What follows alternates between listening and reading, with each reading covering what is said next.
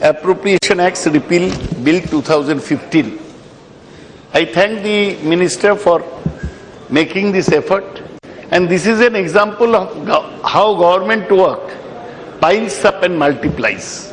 Every act that we pass in Parliament, it has to be printed in the central laws book. Not only the government publishes central laws passed, but also private law books they publish. And uselessly these appropriation acts are included. Madam, as we know, no government can spend money out of the Consolidated Fund of India unless it is appropriated by a proper appropriation act.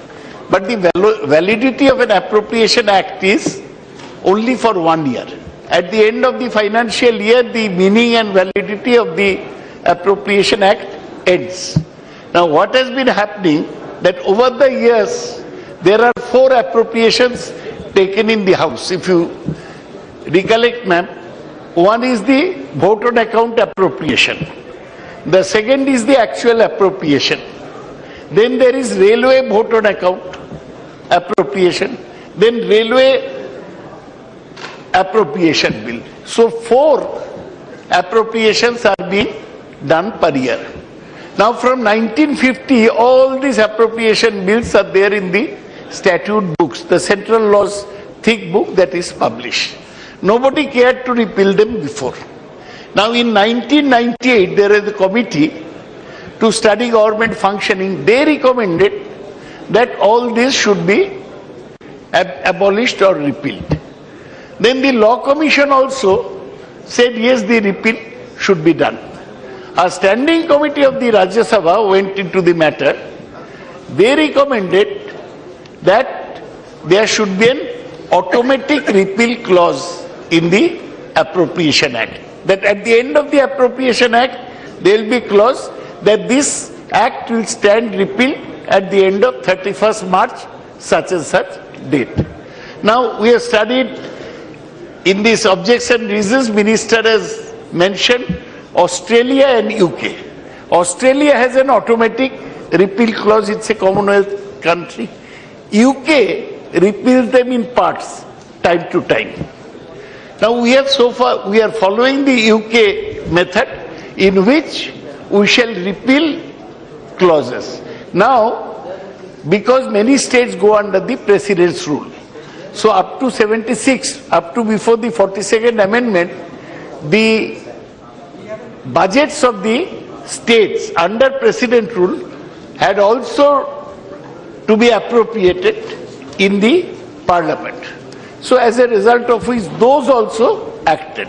So altogether there are 758 such appropriation acts, out of which 111 are related to state appropriation acts. Now we are going to repeal all this at one go. The Minister has earlier also taken some initiative in repealing anti-rated laws. You see, Indian Penal Code is 1860. All our laws are from British time. There are police acts, hundreds of acts which have become redundant.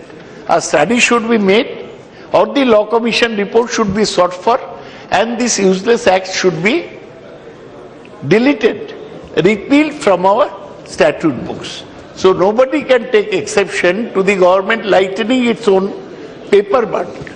And ultimately, madam, the laws have to go online. If you go to a lawyer's chamber, he asks you fees depending on how many AIR and how many law books are there in his chamber. Now, there is no necessity. All the laws can go online. Anybody can have access without buying these costly law books, because if the Bare Act costs 200 rupees, there will be annotated version costing 1000 rupees. So to study any law becomes very difficult. I would like the Minister to simplify our laws, simplify the law-making procedure and simplify the whole system so that the common man need not interact with the legal system through lawyers only. For simple laws, the common man should know his rights, and it is possible to simplify. I am glad that The law minister has started the initiative.